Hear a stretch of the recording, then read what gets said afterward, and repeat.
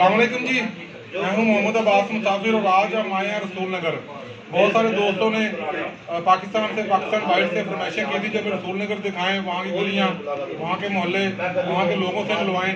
तो आज हम आए हैं रसूल नगर। तो ये देखें जी, चावल केला डाल के बतौर सलाद। और अगर आप कभी यहाँ पे आए तो चावलों को चेक करें, बड़े टेस्टी हैं, मज़ेदार हैं। तो जी आपको ये सारे चावल का प्रोसीजर दिखाते हैं। इसके अलावा और भी जो मशहूर चीज़ें हैं खाने वाली, वो आपको दिखाते हैं।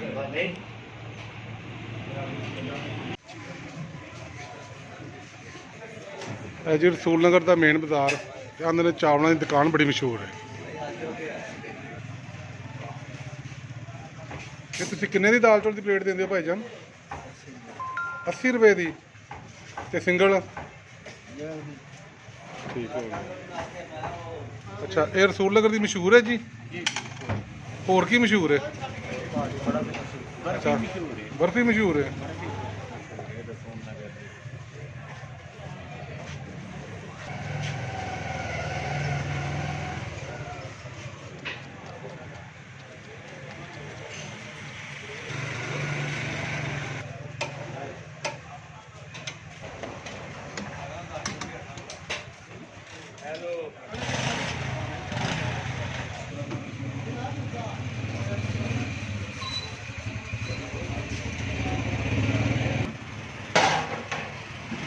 ये केले वाले की सैंत जनाब? लो जी, यह जिंदगी का पहला चांस है कि केले वाले चावल खाने लगे। दाल चावल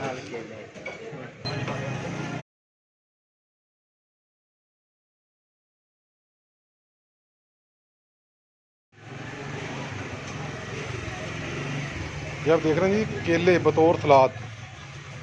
और मेरा ख्याल है कि मैंने शायद ज़िंदगी में पहली दफ़ा ऐसा सीन देखा है।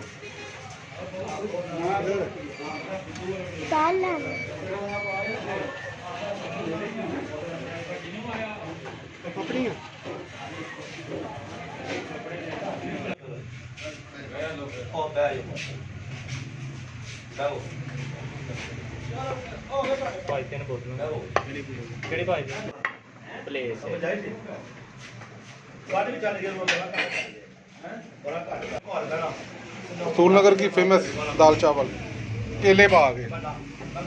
बाबा जी केले वाला की चक्कर है?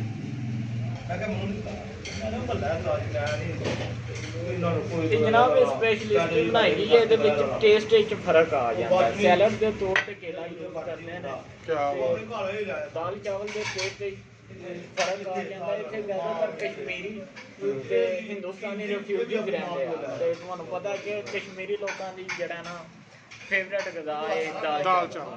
बहुत शौक नाल खाते हैं। तुसीं भी खांदे शौक नाल जी? जी वैसे भी कश्मीरी बहुत शुक्रिया जी, थैंक यू।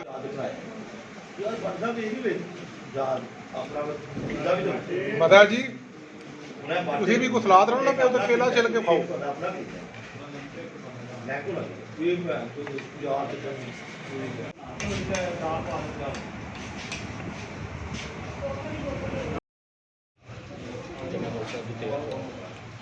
बड़े मजेदार चावल ने जी, स्वाद आ रहा है।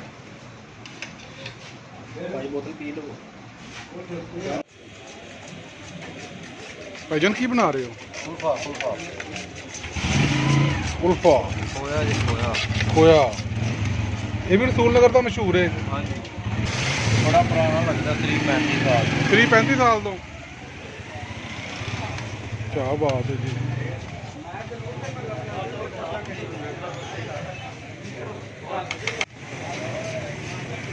ये दादा पोता हो? वेख लो जी, चाह की दुकान है रसूल नगर बाजार च, ते गाहक कोई नहीं। ते इन्हां दोवां सोचा चलो आपस च लगे रहो जिन्नी देर गाहक नहीं ना आंदा लगे रहो।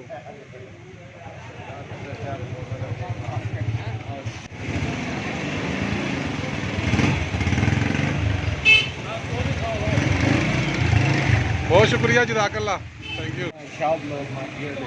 सामने मस्जिद है जी, ये एंट्री पॉइंट है बाज़ार में दाखिल होने का। और ये जब मगरिब की तरफ जाएं, गाँव के दूसरी तरफ ये है जी मेन बाज़ार। हम खड़े हैं बाबा गुलाब शाह चौक में। इससे आगे पकौड़ों की दुकानें हैं, चावलों की वगैरह बड़ी मशहूर दुकानें हैं जी।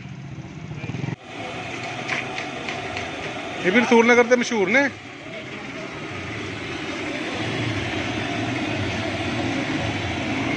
ਇਹ ਮਿੱਠੇ ਨੇ, ਮਿੱਠੇ ਨੇ, ਹਾਂ ਨਮਕੀਨ ਨੇ।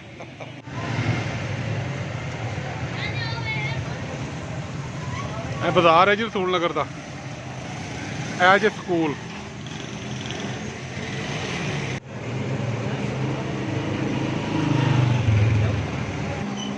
ਹੈ ਜੀ ਰਸੂਲ ਨਗਰ ਦੀ ਮਸ਼ਹੂਰ ਬਰਫੀ, ਪਰ ਕਹਿੰਦੇ ਨੇ ਮੁੱਕ ਗਈ ਸਾਡੇ ਕੋਲ। ਹੁਣ ਬਣਾਓਗੇ? ਫੇਰ ਆਈਏ ਅਸੀਂ।